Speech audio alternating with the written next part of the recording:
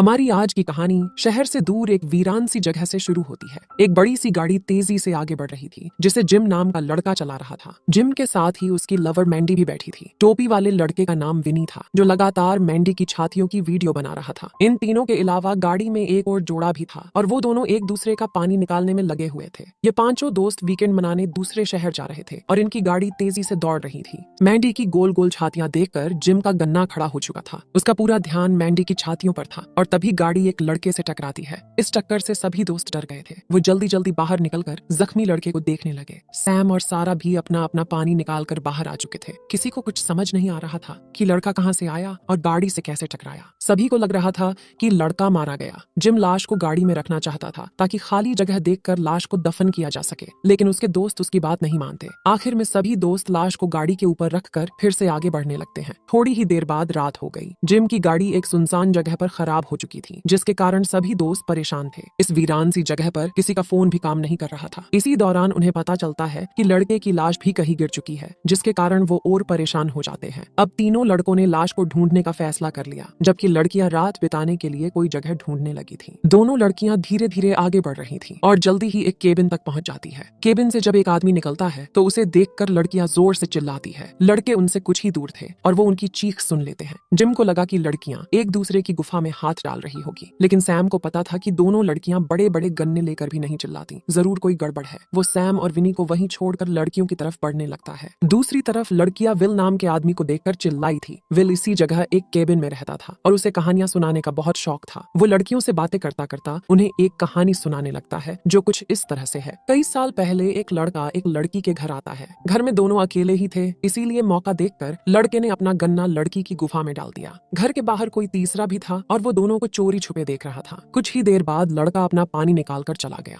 उसके जाते ही तीसरा लड़का घर में घुसता है जो काफी देर से बाहर खड़ा सब देख रहा था। घर में आकर उसने एक नकाब पहन लिया और फिर वो लड़की को मार देता है। पूरी कहानी सुनकर सारा कहती है, जरूर कातिल लड़की से प्यार करता होगा और लड़की उसे धोखा दे रही होगी। उसकी बात सुनकर विल कहता है, बिल्कुल सही कहा तुमने। कातिल का गन्ना छोड़ा था, इसलिए लड़की उसे धोखा दे रही थी। अब लड़कियां उसे फिर से कहानी सुनाने को कहती है और विल उनकी बात मानकर दूसरी कहानी सुनाने लगता है। एक बार एक लड़का लड़की घूमते घूमते झील के पास आ जाते हैं। झील के आसपास कोई नहीं था और लड़का मौका देखकर अपना गन्ना गुफा में डाल देता है। इस बार भी कोई तीसरा दोनों को देख रहा था और लड़के के जाने के बाद वो लड़की को मार देता है। यह वही नकाब वाला कातिल था जिसने पहले घर में घुसकर लड़की को मारा था। पूरी कहानी सुनकर सारा कहती है, इस बार कातिल नई लड़की को चाहने लगा होगा, लेकिन वो भी उसे धोखा दे रही थी। विल कहता है, इस बार तुम बिल्कुल गलत हो। नकाबपोश को अब लड़कियों से नफरत हो गई थी, इसीलिए उसने लड़की को मारा था। इसके साथ ही विल दोनों को कहता है, वो नकाब वाला कातिल इसी जगह में घूमता रहता है, इसीलिए तुम दोनों अपना ख्याल रखना। दोनों लड़कियां विल का मजाक उड़ाती है क्योंकि उन्हें उसकी कहानियों पर यकीन नहीं था। वो विल को जलील कर वहां से आगे बढ़ती है। दूसरी तरफ सैम अकेला ही आगे बढ़ रहा था और तभी उसके सामने रिया नाम की लड़की की आत्मा आती है। वो सैम को बताती है कि मैं इसी जगह घूमने आई थी, लेकिन एक हादसे में मेरी मौत हो गई और तभी से मेरी आत्मा भटक रही है। इसके साथ ही वो सैम को यहाँ से चले जाने को कहती है, लेकिन सैम कहता है कि मैं तुम्हारी मदद करना चाहता हूँ। सैम की बात सुनकर रिया कहती है कि मेरी गुफा कई सालों से प्यासी है, अगर तुम मेरी मदद ही करना चाहते हो तो मेरी गुफा का पानी निकाल दो। उसकी बात सुनकर सैम सोच में पड़ गया और तभी रिया आगे बढ़कर उसका गन्ना चूसने लगी। सैम का गन्ना रिया के सामने ज्यादा देर टिक नहीं पाता, जिसके बाद रिया बिल्ली बनकर उसे जान से मार देती है। उधर जिम और विनी भी लगातार आगे बढ़ रहे थे। इसी बीच उनकी नजर इंसानी टुकड़ों पर पड़ती है जो एक पेड़ पर लटक रहे थे। इन टुकड़ों को देखकर दोनों इतना डर गए कि जल्दी जल्दी वहां से भागते हैं। भागते भागते दोनों जल्दी ही गाड़ी तक पहुंच गए और फिर जल्दी जल्दी गाड़ी में छुप जाते हैं। कुछ देर बाद दोनों लड़कियां भी गाड़ी तक पहुंच गई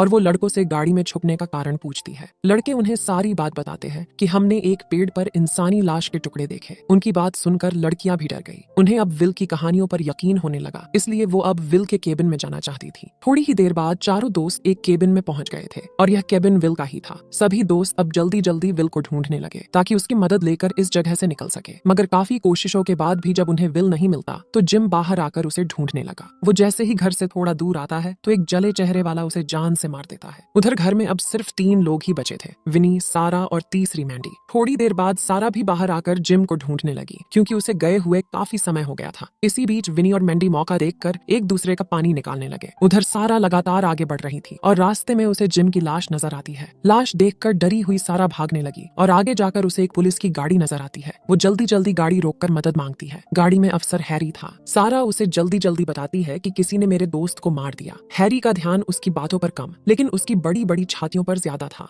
सारा की गोल गोल छातियां देखकर हैरी का गन्ना खड़ा हो चुका था। वो सारा से साफ साफ कहता है कि पहले मेरा पानी निकालो, फिर मैं तुम्हारी मदद करूंगा। उसकी बात सुनकर सारा उस पर वार कर वहां से भाग जाती है। दूसरी तरफ मैंडी और विनी जैसे ही कपड़े पहनते हैं, तभी उन्हें किसी के कदमों की आवाज सुनाई देती है। यह आवाज सुनकर दोनों डर गए और दोनों आवाज की तरफ बढ़ने लगते हैं। इसी बीच कोई पीछे से विनी को दबोचता है और मैंडी डरकर वहां से भाग जाती है। विनी को दबोचने वाला हैरी था, जो विल से मिलने आया था। वो विनी से उसके बारे में पूछता है, लेकिन विनी उस पर वार कर वहां से भाग जाता है। मैंडी भी भागती भागती बाहर आ चुकी थी और उसे भी जले चेहरे वाला मार देता है। उधर विनी और सारा भी एक दूसरे के पास पहुंच चुके थे। जल्दी ही दोनों मैंडी को देखने केबिन में आते हैं, लेकिन यहाँ आकर सारा पहले अपना हथियार निकालती है और फिर विनी से कहती है, मैं अब तुम्हें जान से मार दूंगी। विनी उससे पूछता है कि तुम मुझे क्यों मारना चाहती हो। इस पर सारा जो बताती है वो कुछ इस तरह से है। दरअसल सारा का बाप सिरफिरा रॉबिन था। कई साल पहले सारा की माँ ने उसे धोखा दिया था, जिसके कारण रॉबिन ने उसे जान से मार दिया था। सारा की माँ को मारकर रॉबिन ने खुद को भी आग में जलाने की कोशिश की, लेकिन वो बच गया। इस घटना के बाद उसे लड़कियों से इतनी नफरत हो गई कि वो उन्हें जान से मारने लगा।